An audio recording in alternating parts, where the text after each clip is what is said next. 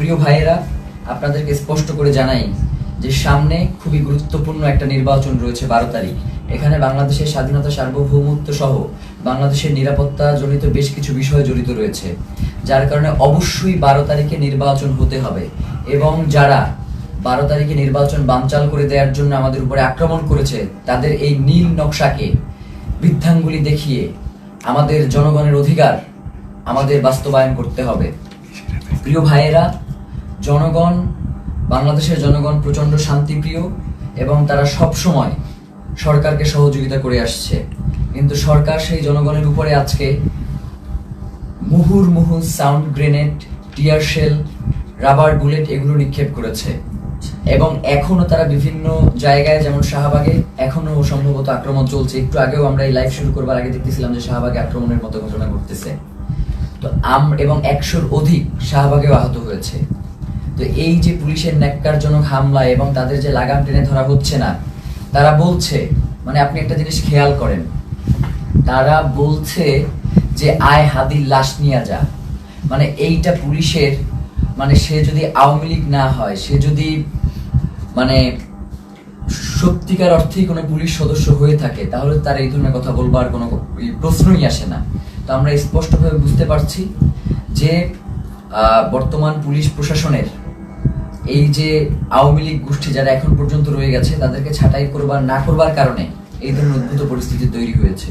এর দায়ভার এই অন্তর্বর্তীকালীন সরকারকেই নিতে হবে। এবং আমরা আশঙ্কা করছি যে যমুনার ভিতরে হয়তো অন্তর্বর্তীকালীন সরকার সেফ না, কারণ যারা আমাদের উপরে যেইভাবে আক্রমণ করেছে, তারা যে কোনো মুহূর্তে যমুনায় ডক্টর মোহাম্মদ ইউনূসের উপরেও আক্রমণ করতে পারে।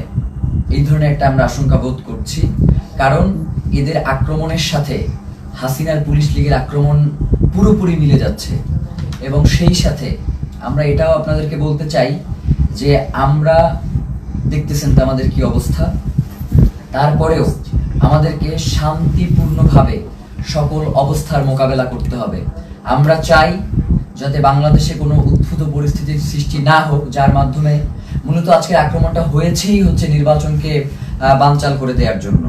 সুতরাং এই নির্বাচন অবশ্যই হতে হবে এবং সেটা 12 তারিখেই হতে হবে। এবং যারা নির্বাচন বানচাল করতে চায়, তাদেরকে আমাদের রুখে দিতে হবে। আমরা কোনোভাবেই এই নির্বাচনকে বানচাল করতে দিব না, কারণ বাংলাদেশের জন্য এই নির্বাচন অত্যন্ত গুরুত্বপূর্ণ। প্রিয় ভাইয়েরা, সেই সাথে আমরা আপনাদেরকে স্পষ্ট করে যে জিনিসটা জানাতে চাই, সেটা হচ্ছে শহীদ ওসমান হাদির হত্যার যেই তদন্ত, সেটা জাতিসংঘের অধীনেই হইতে হবে।